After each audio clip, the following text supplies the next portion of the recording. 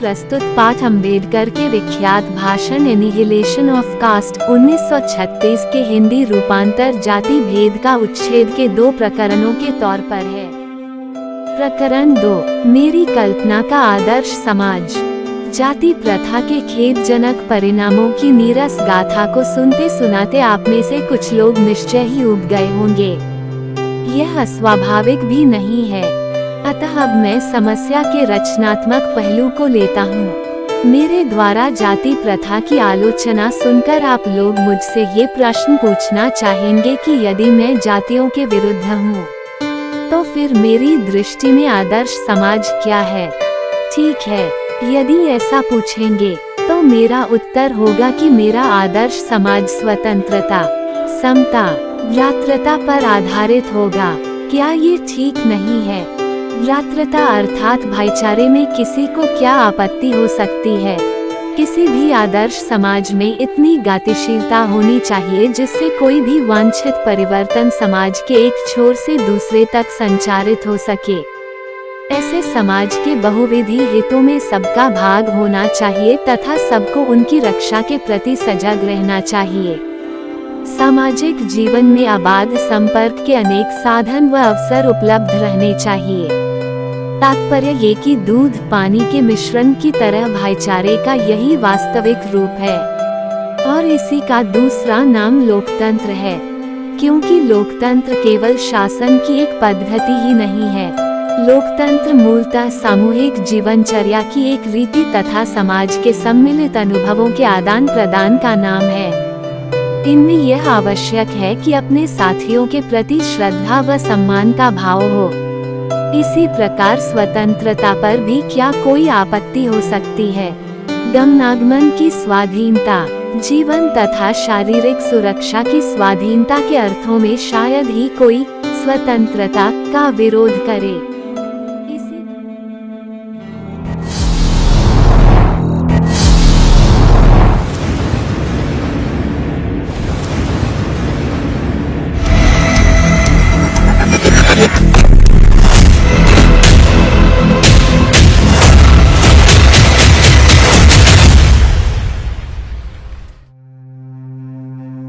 अधिकार, जीविकोपार्जन के लिए आवश्यक औजार व सामग्री रखने के अधिकार जिससे शरीर को स्वस्थ रखा जा सके के अर्थ में भी स्वतंत्रता पर कोई आपत्ति नहीं हो सकती। तो फिर मनुष्य की शक्ति के सक्षम एवं प्रभावशाली प्रयोग की भी स्वतंत्रता क्यों न प्रदान की जाए? जाति प्रथा के पोषक, जीवन, शारीरिक सुरक्षा तथा संपत्ति के अधिकार की स्वतंत्रता को तो स्वीकार कर लेंगे, परंतु मनुष्य के सक्षम एवं प्रभावशाली प्रयोग की स्वतंत्रता देने के लिए जल्दी तैयार नहीं होंगे, क्योंकि इस प्रकार की स्वतंत्रता का अर्थ होगा अपना व्यवसाय चुनने की स्वतंत्रता किसी को नहीं है, तो उसका अर्थ उसे दास्ता में जकड़ कर रखना होगा, क्योंकि दास्ता केवल कानूनी पराधीनता को ही नहीं कहा जा सकता।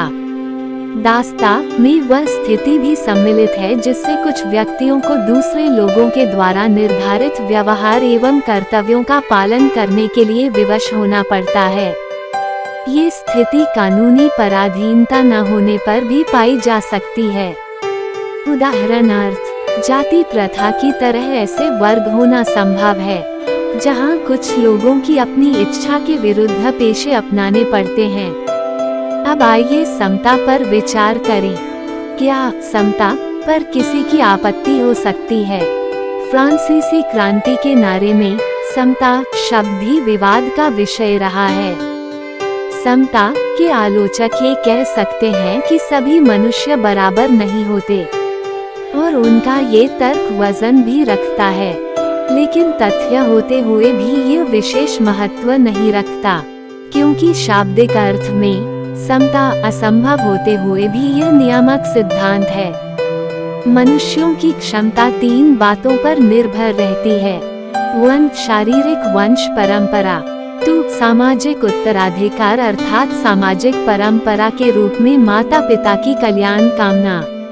शिक्षा तथा वैज्ञानिक ज्ञानार्जन आदि सभी उपलब्धियां जिनके कारण सभ्य समाज जंगली लोगों की अपेक्षा विशिष्टता प्राप्त करता है।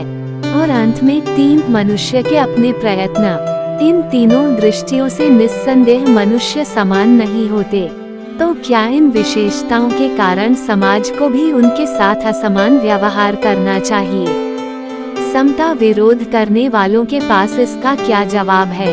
व्यक्ति विशेष के दृष्टिकोण से असमान प्रयत्न के कारण असमान व्यवहार को अनुचित नहीं कहा जा सकता। साथ ही प्रत्येक व्यक्ति को अपनी क्षमता का विकास करने का पूरा प्रोत्साहन देना सर्वथा उचित है। परंतु यदि मनुष्य प्रथम 2 बातों में असमान है, तो क्या इस आधार पर उनके साथ भिन्न व्यवहार उचित है?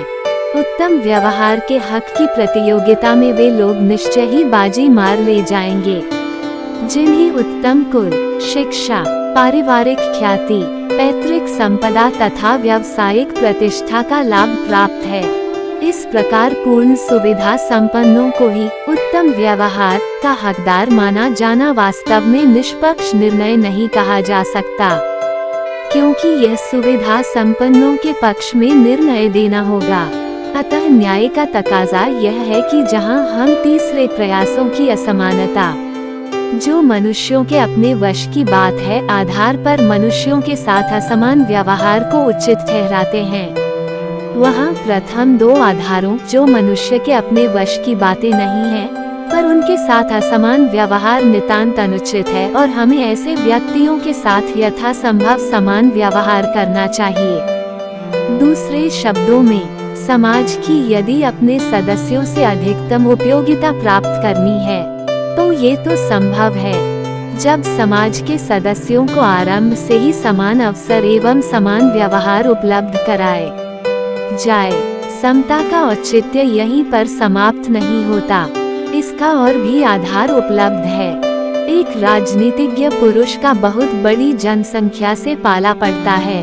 अपनी जनता से व्यवहार करते समय राजनीतिज्ञ के पास न तो इतना समय होता है, न प्रत्येक के विषय में इतनी जानकारी ही होती है, जिससे वह सबकी अलग अलग आवश्यकताओं तथा क्षमताओं के आधार पर वांछित व्यवहार अलग अलग कर सके।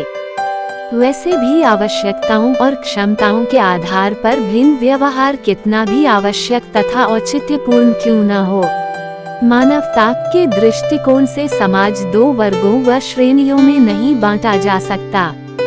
ऐसी स्थिति में राजनीतिज्ञ को अपने व्यवहार में एक व्यवहार्य सिद्धांत की आवश्यकता रहती है, और यह व्यवहार्य सिद्धांत यही होता है कि सब मनुष्यों के साथ समान व्यवहार किया जाए।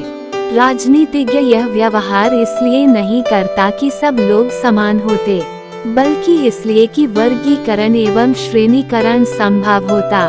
इस प्रकार समता यद्यपि काल्पनिक जगत की वस्तु है, फिर भी राजनीतिज्ञ को सभी परिस्थितियों को दृष्टि में रखते हुए उसके लिए यही मार्ग भी रहता है, क्योंकि यही व्यावहारिक भी है और यही उसके व्यवहार की एकमात्र कसौटी भी है।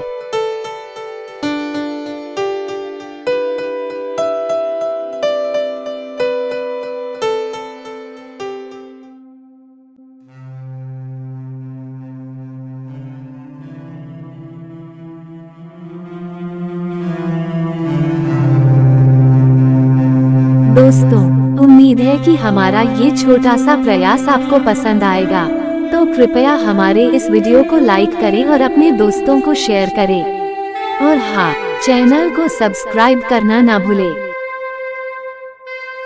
धन्यवाद।